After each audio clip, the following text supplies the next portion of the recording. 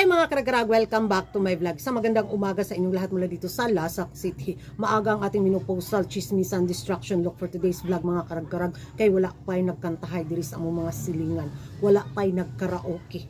Mingaw pa ang palibot. Kaya itodo na natin to ang mga latest pasabog at mga ganap ngayon na pinag-uusapan ng mga active na mga chismoso, mga Latinos sa social media mga karag-karag na kung saan ako. Ito na yung inaabangan ang yung pagbisita bitaw nila sa Telemundo na kung saan may Q&A portion bitaw between Venezuela and Puerto Rico. Isa sa mga early favorite sa taon na to sa Corona sa Miss Universe 2023, ang Venezuela at saka Puerto Rico. Paano nga ba sila sa kanilang communication skills mga karag-karag? Ngayong araw na to, magkasubukan na kung sino ang magaling turutototot ang bunganga. So, panoorin natin to. Let's watch.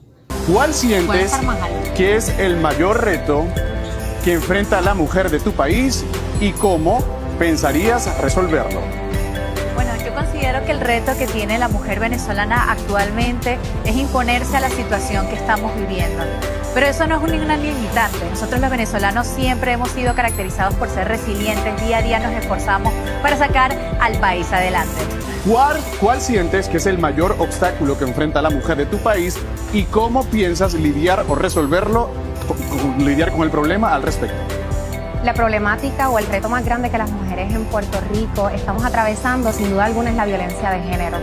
En Puerto Rico cada día o cada mes estamos presenciando un caso nuevo de violencia de género y no solo eso, sino que son casos sin resolver. Así que yo como mujer embajadora de Puerto Rico llevaría el mensaje de la importancia de atender esta situación tomando en perspectiva que es algo que se debe atender de una manera multisectorial. Así que eso es lo que estaría trabajando. ¡Aplauso! Yan ang mga karag-karag, narinig na ninyo ang pambato ng Venezuela at ng Puerto Rico. I go for Puerto Rico mga karag-karag. Siya talaga yung early favorites ko sa taon na to din sa mga Latinas, bitaw. At sa tingin nyo mga karag-karag, sino kaya ang nag-stand out sa kanilang dalawa?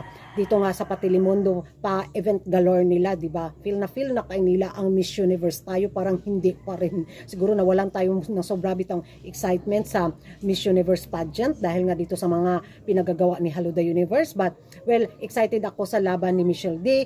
At mag-ingay tayo sa comment section mga karag-karag. At kung bago ka pa lang sa channel ko at kung mahilig ka sa pang good vibes at mga stressful na mga pa-issue at mga pa-intriga at mga pa-iskandalo sa mundo ng beauty pageant, don't forget to like and subscribe my channel Karag-Karag. Ang babaeng lagi na karag-karag. And see you in my next vlog. Bye bye!